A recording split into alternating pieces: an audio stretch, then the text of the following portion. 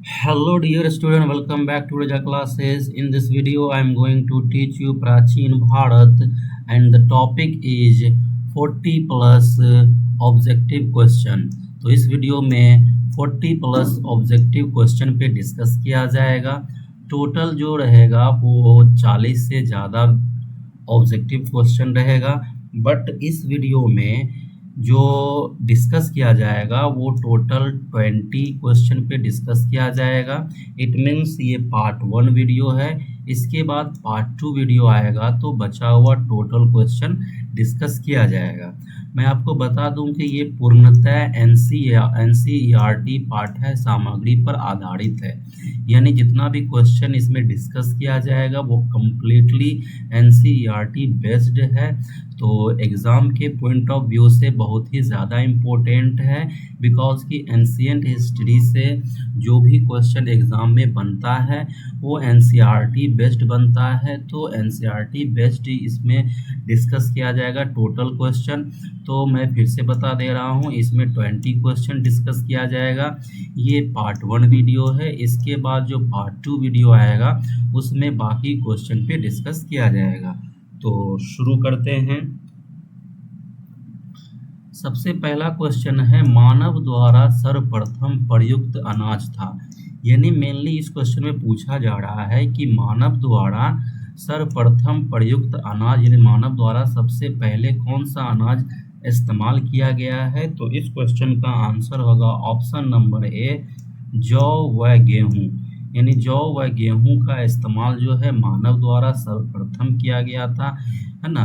तो इसके बारे में और डिटेल में अगर देखना चाहेंगे तो उत्तर पश्चिम की सुलेमान और किरथर पहाड़ी क्षेत्रों में, यानी उत्तर पश्चिम, जैसा कि आपको पता है कि उत्तर पश्चिम के क्षेत्र यानी इस तरफ पाकिस्तान का क्षेत्र की तरफ की बात कर रहा है। तो सुलेमान और किरथर पहाड़ी क्षेत्रों में लगभग 8000 ईसा पूर्व लोगों ने सबसे पहले जौ तथा गेहूं जैसी फसलों को उपजाना प्रारंभ कर दिया। तो ये भी याद रखना है कि किस क्षेत्र में किया गया और कब किया गया। तो लगभग 8000 ईसा पूर्व, है ना। तो उत्तर पश्चिम के सुलेमान और किरथर पहाड़ी क्षेत्र में मानव द्वारा सबसे पहले जो है जौ और गेहूं फसलों को उपजाया गया था। क्लियर है, बिकॉज कि ये भी एग्जाम में क्षेत्र भी पूछ दिया जाता है, तो क्षेत्र भी याद रखना है और बाकी ईयर भी याद रखना है। क्लियर है सॉरी। नेक्स्ट क्वेश्चन है, भारत में लोहे का प्रयोग कब से आरंभ हुआ। यानी लोहे का प्रयोग जो है भारत में कब से शुरू हुआ, यानी मानव ने लोहे का प्रयोग कब से शुरू किया था। इस क्वेश्चन का आंसर होगा लगभग 1000 ईसा पूर्व से। यानी मानव लगभग 1000 ईसा पूर्व से लोहे का उपयोग कर रहा है। इसकी अगर हम लोग एक्सप्लेनेशन देखेंगे तो भारत में लौह धातु का प्रयोग उत्तर वैदिक काल में लगभग 1000 ईसा पूर्व से आरंभ हुआ है। जब आप वैदिक काल पढ़ते हैं तो वैदिक काल को 2 भाग में बांटा गया है, जिसमें से एक है ऋग वैदिक काल और एक होता है उत्तर वैदिक काल। तो उत्तर वैदिक काल में ही लोहे का इस्तेमाल करना मानव ने शुरू किया था। तो वही है, भारत में लौह धातु का प्रयोग उत्तर वैदिक काल में लगभग 1000 ईसा पूर्व से आरंभ हुआ।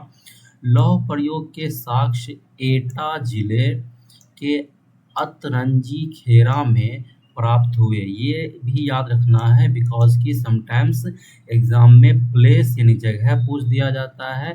तो जो साक्ष्य जो पहला जो मिला है लौह प्रयोग का, वो एटा जिले के अंतरंजी खेरा में प्राप्त हुआ। वैश्विक संदर्भ में लौह युग लगभग 1300 ईसा पूर्व में आरंभ हुआ था। जैसे अगर हम लोग ग्लोबली बात करेंगे तो लोहा का युग जो है स्टार्ट हुआ था वो लगभग 1300 ईसा पूर्व, लेकिन हम लोग भारत यानी अपने कंट्री के कॉन्टेक्स्ट में देखेंगे तो लगभग 1000 ईसा पूर्व से आरंभ हुआ है। क्लियर है। नेक्स्ट है कि नवीनतम उत्खनन में प्राप्त साक्ष्यों के अनुसार तमिलनाडु के कृष्णागिरी के निकट मयिलादुम्पराई से प्राप्त लोहे के साक्ष्य 2172 ईसा पूर्व के हैं। यानी जो नवीनतम जो नया उत्खनन हुआ है उसके आधार पर, उसके बेसिस पर ये बताया गया है, ये प्राप्त हुआ है कि तमिलनाडु के क्षेत्र में कृष्णागिरी के निकट मयिलादुम्पराई से लोहे के साक्ष्य प्राप्त हुआ है जो कि 2172 ईसा पूर्व के हैं। ये दोनों आपको याद रखना है बिकॉज कि एग्जाम में समटाइम्स नवीनतम उत्खनन के अकॉर्डिंग पूछ दिया जाता है, तो दोनों चीज आपको याद रखना है।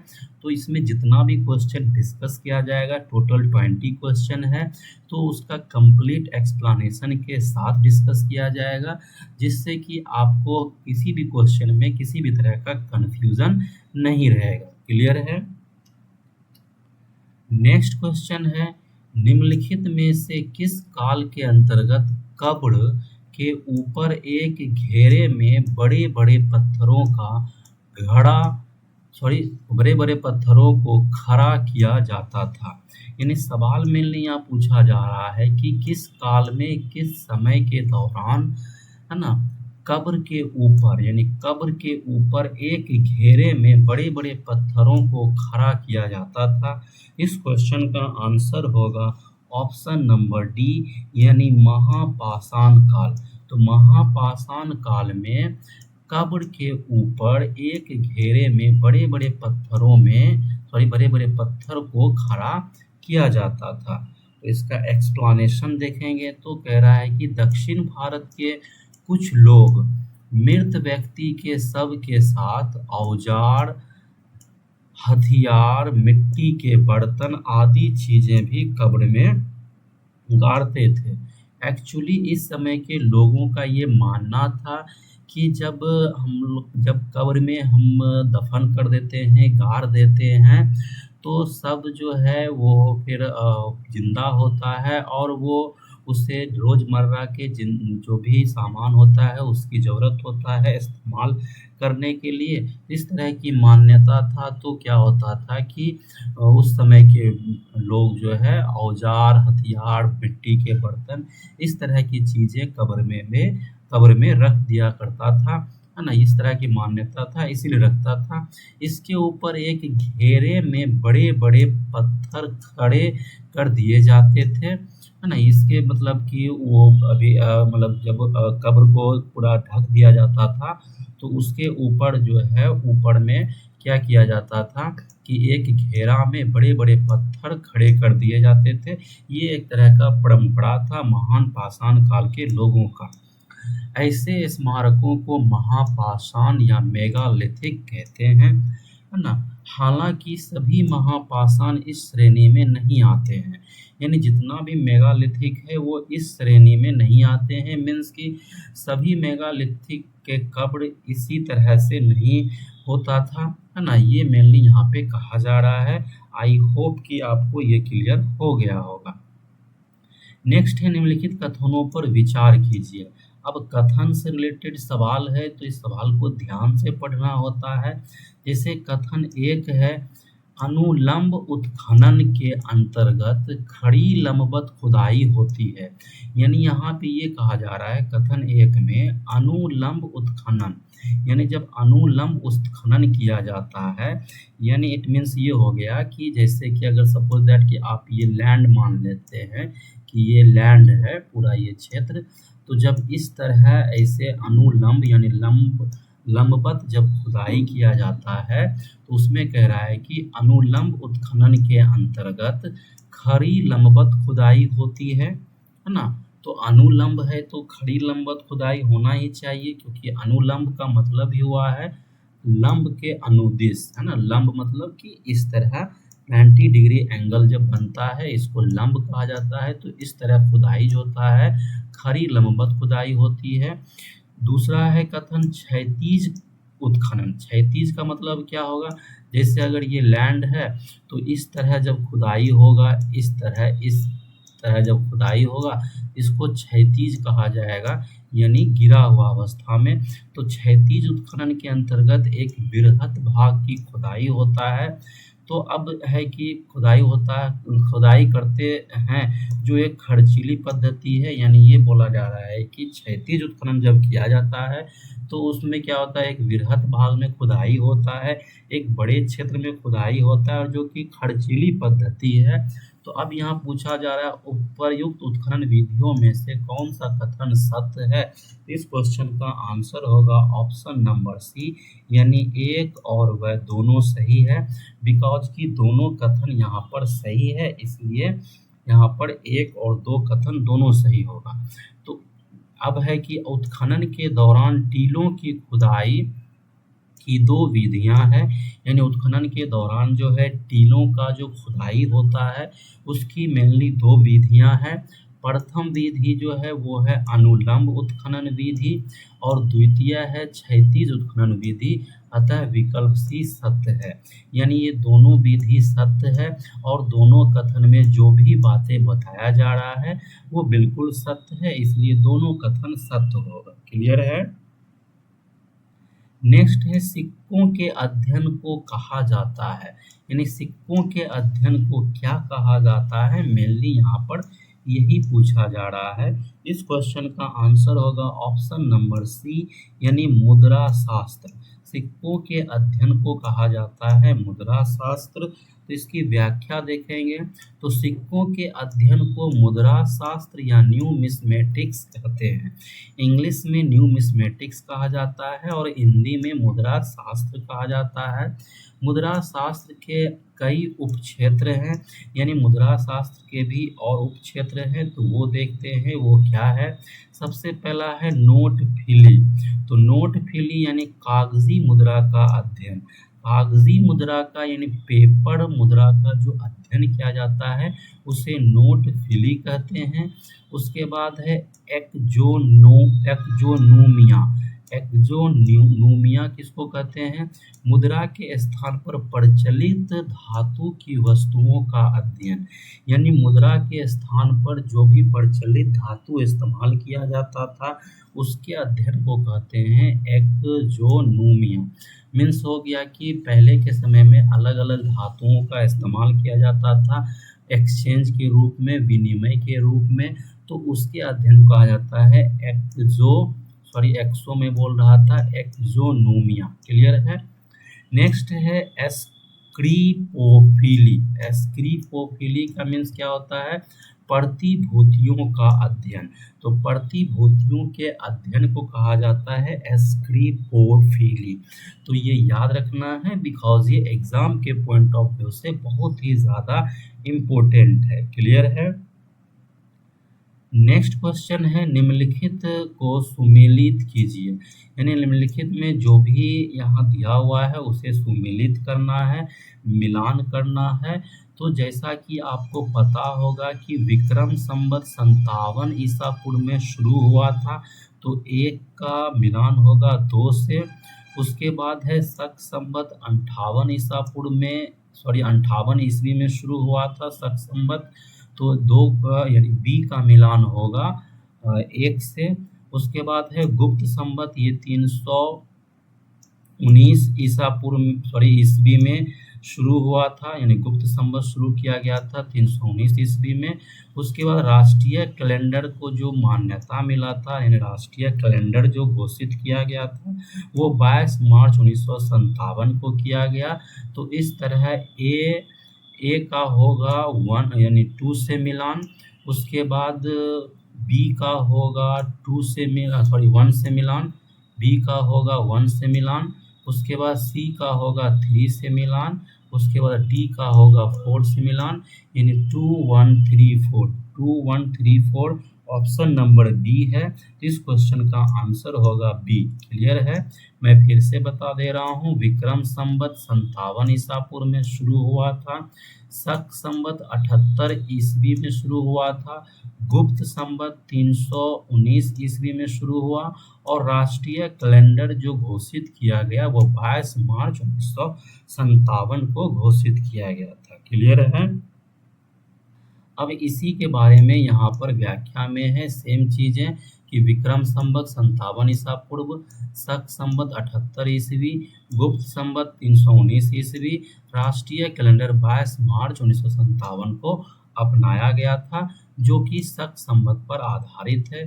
तो ये याद रखना है बिकॉज के एग्जाम में पूछा जाता है राष्ट्रीय कैलेंडर कौन सा है, तो वो है शक संवत, जो कि शुरू हुआ था 78 ईस्वी में। क्लियर है। और इसे अपनाया गया है भारत सरकार के द्वारा 22 मार्च 1957 को। आई होप कि यहाँ तक आपको क्लियर हो गया होगा।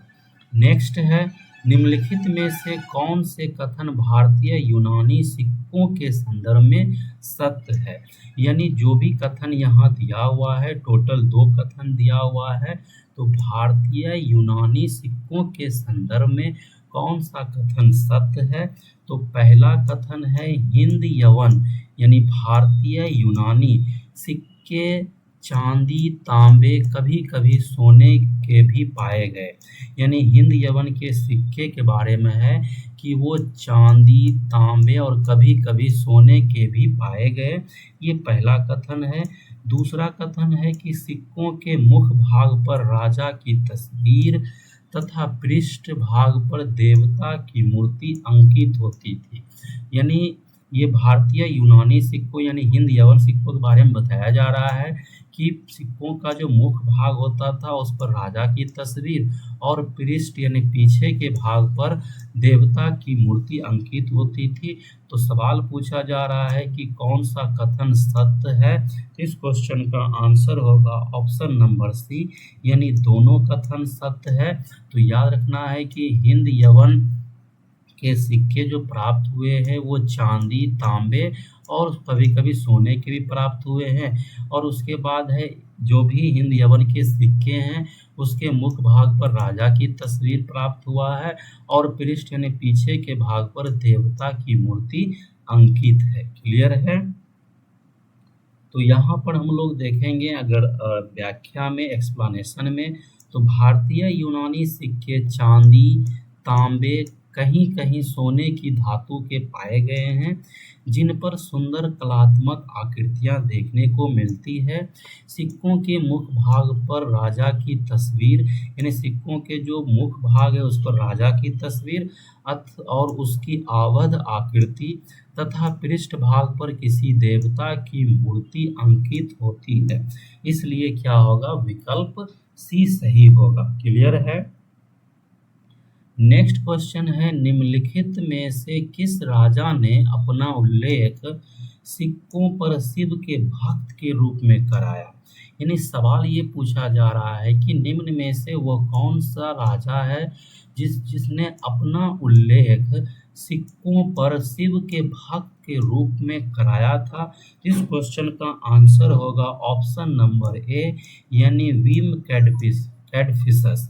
विम कैडफिसस ने अपने आप को सिक्कों पर शिव के भक्त के रूप में उल्लेख कराया था। तो इसका एक्सप्लेनेशन देखेंगे तो विम कैडफिसस के सिक्कों पर बैल के पार्श्व में खड़े शिव की आकृति अंकित है। यानी बैल के बगल में, पार्श्व मतलब होता है बगल, तो बैल के बगल में शिव की आकृति अंकित है। इन सिक्कों पर अंकित लेख में राजा ने अपना उल्लेख महेश्वर अर्थात शिव के भक्त के रूप में किया। यानी ये बात सत्य है, मतलब कि विम कैडफिसस के कॉन्टेक्स्ट में कि विम कैडफिसस ने अपना उल्लेख सिक्कों पर शिव के भक्त के रूप में किया। और दूसरा चीज़ याद रखना है कि विम कैडफिसस के सिक्कों पर बैल के पार्श्व में यानी बगल में शिव की आकृति अंकित है। क्लियर है। नेक्स्ट क्वेश्चन है सिक्कों के टंकन के मामले में गुप्त वंश के राजाओं ने किस वंश के राजाओं की परंपरा का अनुसरण किया। यानी सवाल ये पूछा जा रहा है सिक्कों के टंकन में यानी सिक्कों की ढलाई करने में, मिंटिंग करने में, है ना, गुप्त वंश के राजाओं ने किस वंश के राजाओं की परंपरा का अनुसरण किया यानी फॉलो किया। तो इस क्वेश्चन का आंसर होगा ऑप्शन नंबर बी, यानी कुषाण वंश। यानी कुषाण वंश का अनुसरण किया था गुप्त वंश के राजाओं ने सिक्कों के टंकन के मामले में। तो इसकी व्याख्या देखेंगे तो गुप्त सम्राटों ने अधिकतर सोने और चांदी के सिक्के जारी किए थे, जिनमें सोने के सिक्कों की अधिकता पाई जाती है। तो गुप्त सम्राट जितना भी आया था वो ज़्यादातर जो है अधिकतर सोने और चांदी के सिक्के जारी किया था, जिसमें सोने के सिक्के की अधिकता है, जिसमें सबसे ज़्यादा सोने के सिक्के जारी किया था।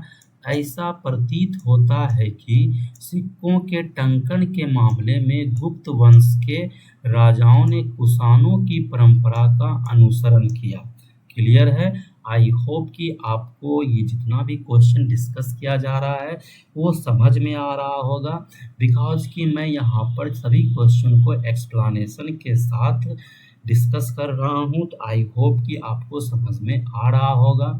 नेक्स्ट क्वेश्चन है, गुप्तकालीन सिक्कों के मुख्य भाग पर राजाओं को दिखाया गया। तो यहाँ पर ये है गुप्तकालीन सिक्कों के मुख्य भाग पर राजाओं को दिखाया गया। तो पहला है कि सिख सिंह अथवा गेंडे का शिकार करते हुए। यानी सवाल मेनली ये है कि गुप्त सिक्कों पर के मुख्य भाग पर राजाओं को दिखाया गया, यानी राजाओं के तस्वीर को दिखाया गया, राजाओं का जो है तस्वीर अंकित किया गया। तो राजा जो है उसमें क्या करता था, यानी उस तस्वीर में राजा क्या करते हुए देखा गया। तो पहला ऑप्शन कह रहा है कि सिंह अथवा गेंडों का शिकार करते हुए। दूसरा ऑप्शन है कि धनुष अथवा परशु पकड़े हुए, यानी धनुष और कमान पकड़े हुए, तीर पकड़े हुए। तीसरा ऑप्शन है अश्वमेध यज्ञ करते हुए। तो सवाल ये पूछा जा रहा है नीचे दिए गए कूटों में से सही उत्तर का चयन कीजिए। इस क्वेश्चन का आंसर होगा उपरयुक्त सभी। यानी उपरयुक्त सभी मीन्स हुआ कि तीनों ऑप्शन सही है।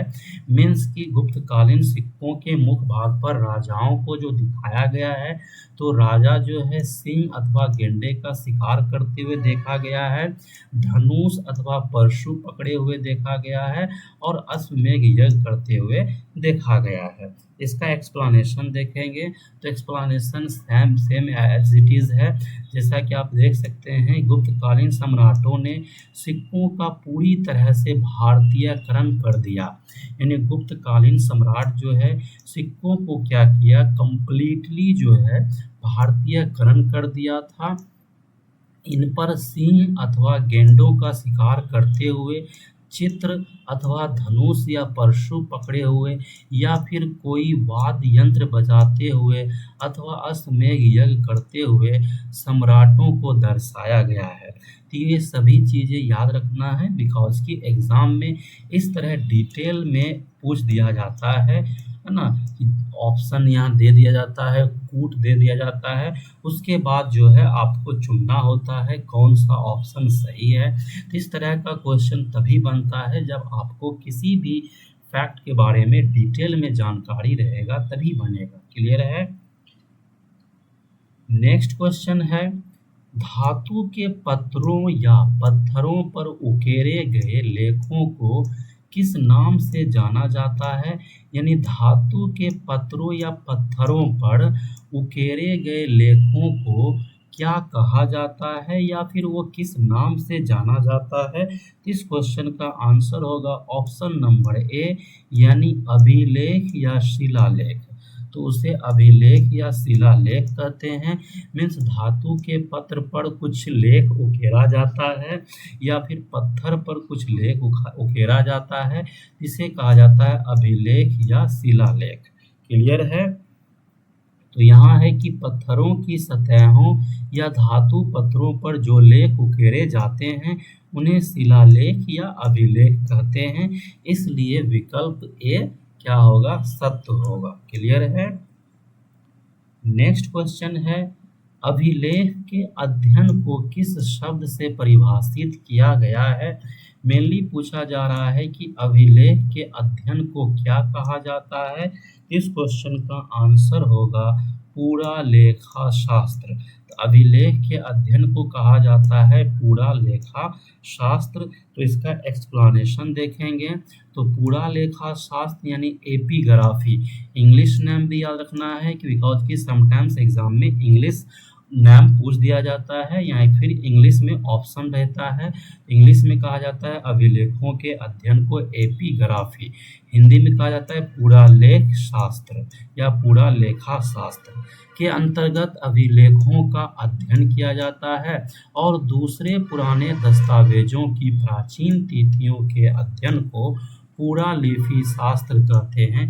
ये याद रखना है कि पुराने जो दस्तावेज होते हैं, जो ओल्ड डॉक्यूमेंट होते हैं, उसकी प्राचीन तिथियों के अध्ययन को कहा जाता है पूरा लिपि शास्त्र या फिर पेलियोग्राफी। क्लियर है? इंग्लिश में पेलियोग्राफी कहते हैं और हिंदी में कहते हैं पूरा लिपि शास्त्र। नेक्स्ट क्वेश्चन है, लेखन की सबसे प्राचीन प्रणाली किन मुद्राओं से प्राप्त होती है? यानी लेखन की जो सबसे प्राचीन प्रणाली है, सबसे जो प्राचीन मेथड है, वो किन मुद्राओं से प्राप्त होती है? तो इस क्वेश्चन का आंसर होगा ऑप्शन नंबर सी यानी हड़प्पाई मुद्रा। यानी हड़प्पा के जो मुद्रा है उसमें लेखन की सबसे प्राचीन प्रणाली हमें प्राप्त होती है। इसका एक्सप्लेनेशन देखेंगे तो लेखन की सबसे प्राचीन प्रणाली हड़प्पा की मुद्राओं या फिर सील में पाई जाती है, लेकिन उसे पढ़ने में अभी तक सफलता नहीं मिली है बिकॉज की हड़प्पा की जो लिपि है वो भाव चित्रात्मक है, यानी कि अक्षर भी है और चित्र भी है, जिसे अभी तक पढ़ा नहीं जा चुका है। तो ये याद रखना है कि लेखन की सबसे प्राचीन प्रणाली जो मिला है वो हड़प्पा की मुद्राओं में प्राप्त हुआ है। क्लियर है?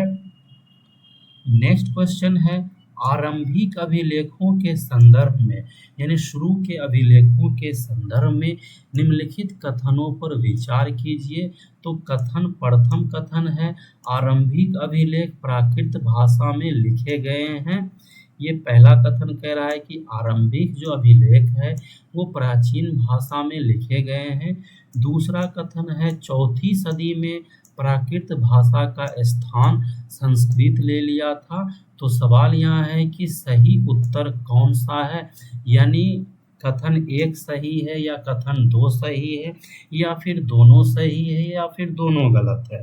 तो इस क्वेश्चन का आंसर होगा ऑप्शन नंबर सी यानी दोनों कथन क्या है, सही है। सॉरी, मीन्स हुआ कि आरंभिक अभिलेख प्राकृत भाषा में लिखे गए हैं और चौथी सदी में क्या हुआ कि प्राकृत भाषा का स्थान संस्कृत ले लिया था, यानी चौथी सदी के बाद जो है अभिलेख जो है संस्कृत भाषा में लिखा गया। क्लियर है? आई होप कि आपको यहाँ तक क्लियर हो गया होगा। तो इसका अगर हम लोग एक्सप्लेनेशन देखेंगे तो आरंभिक अभिलेख प्राकृत भाषा में है और ये ईसा पूर्व तीसरी सदी के हैं। अभिलेखों में संस्कृत भाषा ईसा की दूसरी सदी से मिलने लगती है और चौथी पांचवी सदी में इसका सर्वत्र व्यापक प्रयोग होने लगा। हालांकि तब भी प्राकृत का प्रयोग समाप्त नहीं हुआ। यहाँ पर ये बताया जा रहा है कि जो प्राकृत भाषा का जो प्रयोग अभिलेख पर जो देखा गया है वो ईसा पूर्व के तीसरी सदी तक देखा गया है। उसके बाद संस्कृत भाषा का प्रयोग देखा गया है जो कि ईसा की दूसरी सदी से मिलना प्रारंभ हो गया, जिसमें कि ईसा की चौथी और पांचवी सदी में देखा गया कि इसका सर्वत्र व्यापक प्रयोग होने लगा, यानी अभिलेखों पर संस्कृत भाषा का प्रयोग ज़्यादातर होने लगा। लेकिन इसका मतलब ये नहीं है कि प्राकृत भाषा का प्रयोग समाप्त हो गया था, नहीं, प्राकृत भाषा का प्रयोग भी होता था लेकिन कम होता था। क्लियर है? आई होप कि यहाँ तक आपको क्लियर हो गया होगा और आपको सारा क्वेश्चन समझ में आ रहा होगा। नेक्स्ट है, अशोक ने अफगानिस्तान के अपने साम्राज्य में शासनादेशों हेतु कौन सी लिपियों का उपयोग किया? मेनली सवाल ये पूछा जा रहा है कि अशोक ने अफगानिस्तान में अपने साम्राज्य में किस लिपि का उपयोग किया? इस क्वेश्चन का आंसर होगा ऑप्शन नंबर सी, यानी ए और बी दोनों, मीन्स अरमाइक लिपि और यूनानी लिपि। तो अशोक ने अफगानिस्तान के अपने साम्राज्य में अरमाइक लिपि और यूनानी लिपि का प्रयोग किया था। तो इसका एक्सप्लेनेशन में क्या है कि अशोक के उत्कीर्ण लेखों की लेखन प्रणाली मुख्यतः 4 लिपियों पर आधारित थी। यानी मेनली जो है अशोक के जो भी शिलालेख मिला है, जो भी लेख मिला है, उसमें जो है मेनली 4 लिपियों का प्रयोग किया गया है। पहला है अरमाइक, दूसरा है यूनानी, इसी को ग्रीक भी कहा जाता है, तीसरा है खरोष्ठी और चौथा है ब्राह्मी। तो अफगानिस्तान के अपने साम्राज्य में उसने शासनाधीशों के लिए अरमाइक और यूनानी लिपि का प्रयोग किया। ये बात याद रखना है। क्लियर है? नेक्स्ट क्वेश्चन है अशोक के लिपियों तथा उनसे संबंधित क्षेत्र सूची 1 को सूची 2 से सुमेलित कीजिए तथा सूचियों के नीचे दिए गए कूट से सही उत्तर का चयन कीजिए। तो अभी सवाल यहाँ ये है कि अशोक का जो लिपि जो है वो किस क्षेत्र में कौन सा लिपि का इस्तेमाल किया गया है। तो इस क्वेश्चन का जो आंसर होगा वो होगा ऑप्शन नंबर सी, यानी 1, 2, 3। मीन्स हुआ कि अरमाइक लिपि अफगानिस्तान, खरोष्ठी लिपि पाकिस्तान, उसके बाद है ब्राह्मी लिपि कालसी मैसूर। तो अरमाइक लिपि का इस्तेमाल किया गया है अफगानिस्तान के क्षेत्र में, या फिर यहाँ पर आप समझ सकते हैं कि अफगानिस्तान के क्षेत्र में जो भी अशोक का शिलालेख मिला है वो अरमाइक लिपि में मिला है। पाकिस्तान के क्षेत्र में जो भी मिला है वो खरोष्ठी लिपि में मिला है, और कालसी मैसूर के क्षेत्र में जो भी मिला है वो ब्राह्मी लिपि में मिला है। तो इसका एक्सप्लेनेशन देखेंगे तो सेम एज इट इज है कि अरमाइक लिपि अफगानिस्तान, खरोष्ठी लिपि पाकिस्तान, ब्राह्मी लिपि कालसी मैसूर। क्लियर है? नेक्स्ट क्वेश्चन है निम्नलिखित में से किस मध्यकालीन शासक ने अशोक के अभिलेखों को दिल्ली मंगवाया था? सवाल ये पूछा जा रहा है मध्यकालीन वह कौन सा शासक है जिसने अशोक के अभिलेखों को दिल्ली मंगवाया था। इस क्वेश्चन का आंसर होगा ऑप्शन नंबर बी, यानी फिरोज शाह तुगलक। तो फिरोज शाह तुगलक ने अशोक के अभिलेखों को दिल्ली मंगवाया था। तो इसके एक्सप्लेनेशन देखेंगे तो 14वीं सदी में फिरोज शाह तुगलक को अशोक के दो शिलालेख मिले। यानी 14वीं सदी में 14वीं शताब्दी में फिरोज शाह तुगलक को, जो तुगलक वंश का शासक था, तो फिरोज शाह तुगलक को अशोक के 2 शिलालेख मिला। एक मेरठ तथा दूसरा हरियाणा के टोपरा नामक स्थान से प्राप्त हुआ। यानी एक मेरठ में प्राप्त हुआ और दूसरा हरियाणा के टोपरा नामक स्थान पर प्राप्त हुआ, जिन्हें दिल्ली मंगवाया गया किसके द्वारा? फिरोज शाह तुगलक के द्वारा, तथा पंडितों से पढ़वाने का प्रयास किया गया, लेकिन कोई इसे पढ़ नहीं सका। यानी उसे पंडितों के द्वारा पढ़वाया गया, पढ़वाने के लिए प्रयास किया गया, लेकिन कोई भी पंडित पढ़ नहीं सका। तो मेनली आपको याद रखना है अशोक के जो 2 शिलालेख फिरोज शाह तुगलक को प्राप्त हुआ था, एक हुआ था मेरठ के क्षेत्र में और एक हुआ था हरियाणा के टोपरा नामक स्थान से। तो ये शिलालेख फिरोज शाह तुगलक ने कहाँ मंगवाया? दिल्ली मंगवाया था। क्लियर है? तो इस तरह सवाल एग्जाम में पूछा जाता है अलग अलग तरह से। जैसे कि सवाल ये भी पूछा गया है कि अशोक के शिलालेख जिससे फिरोज शाह तुगलक ने दिल्ली मंगवाया था, तो वो किस क्षेत्र में प्राप्त हुआ? तो वो प्राप्त हुआ मेरठ और हरियाणा के टोपरा क्षेत्र में। तो सवाल जो है एग्जाम में किसी भी तरह से पूछा जा सकता है, लेकिन अगर कॉन्सेप्ट आपका क्लियर रहेगा तो एग्जाम में किसी भी तरह से सवाल अगर पूछा जाएगा तो वो इजीली बन जाएगा। क्लियर है? नेक्स्ट है अशोक के अभिलेखों को पढ़ने का सॉरी पढ़ने वाला प्रथम व्यक्ति कौन था। तो मेनली यहाँ सवाल ये पूछा जा रहा है कि अशोक के अभिलेख सर्वप्रथम किस व्यक्ति ने पढ़ा था। तो आपको इसका आंसर पता होगा, ऑप्शन नंबर बी यानी जेम्स प्रिंसेप।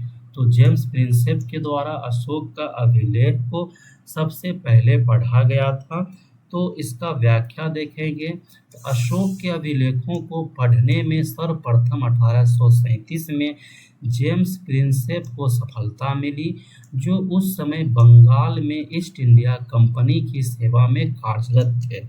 यानी अशोक के अभिलेख को सर्वप्रथम किसने पढ़ा, जेम्स प्रिंसेप ने पढ़ा। और ये कब पढ़ा, 1837 में।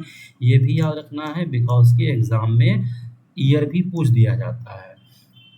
उसके बाद है अशोक के अभिलेखों को जेम्स प्रिंसेप द्वारा पढ़ने का काल नई एनसीईआरटी में 1838 वर्णित है। ये भी याद रखना है कि नई एनसीईआरटी में 1838 वर्णित है, लेकिन ओल्ड एनसीईआरटी में 1837 है। तो मैं आपको बता दूं कि एग्जाम में अगर पूछा जाता है इस क्वेश्चन के ईयर से रिलेटेड तो आंसर 1837 ही होता है। तो इसमें जो है अब डिपेंड करता है कि एग्ज़ाम में किस तरह सवाल पूछा जाएगा, तो उस तरह आंसर होगा। लेकिन अगर सिंपली पूछा जाएगा कि अशोक के अभिलेखों को जेम्स प्रिंसेप ने किस वर्ष पढ़ा था या किस वर्ष पढ़ने में सफलता हासिल किया, आंसर होगा 1837। क्लियर है। नेक्स्ट क्वेश्चन है निम्नलिखित कथनों पर विचार कीजिए।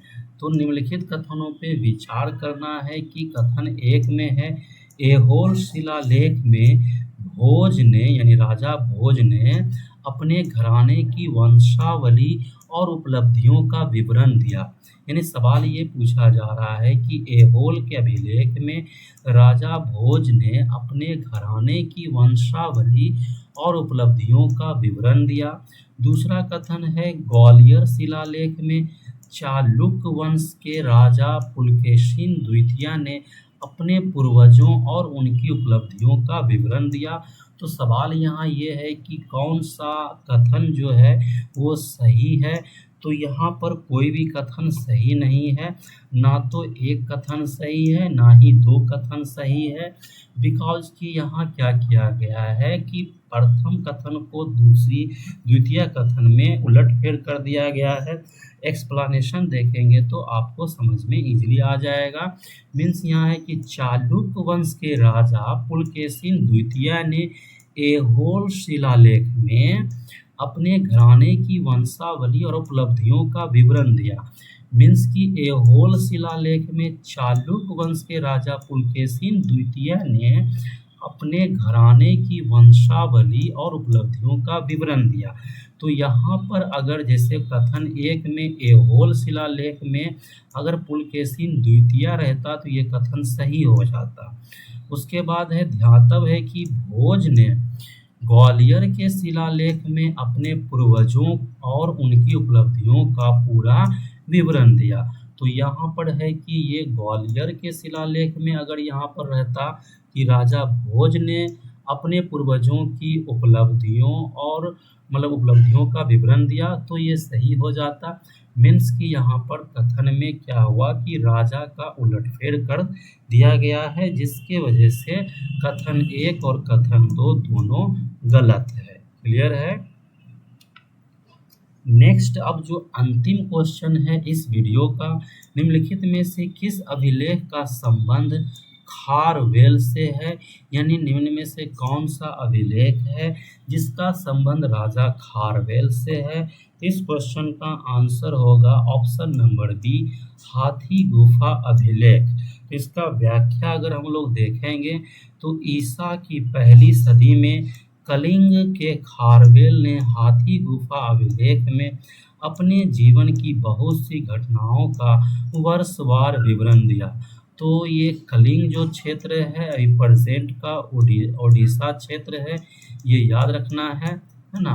तो यहीं का राजा खारवेल था जिसमें जो है हाथी गुफा अभिलेख को लिखवाया था या फिर हाथी गुफा अभिलेख का संबंध किससे है? राजा खारवेल से, यानी कलिंग नरेश खारवेल से। क्लियर है? तो आई होप कि यहाँ पर जो भी क्वेश्चन डिस्कस किया गया है वो आपको इजीली समझ में आया होगा। तो टोटल 40 प्लस यानी 40 से ज़्यादा क्वेश्चन है इस सीरीज में, है ना, प्राचीन भारत के इस चैप्टर से, जिसमें कि इस वीडियो में 20 क्वेश्चन पे डिस्कस किया गया है। अब जो नेक्स्ट वीडियो आएगा बाकी क्वेश्चन जो भी है उस पर डिस्कस किया जाएगा। तो इसी के साथ ये वीडियो समाप्त होता है।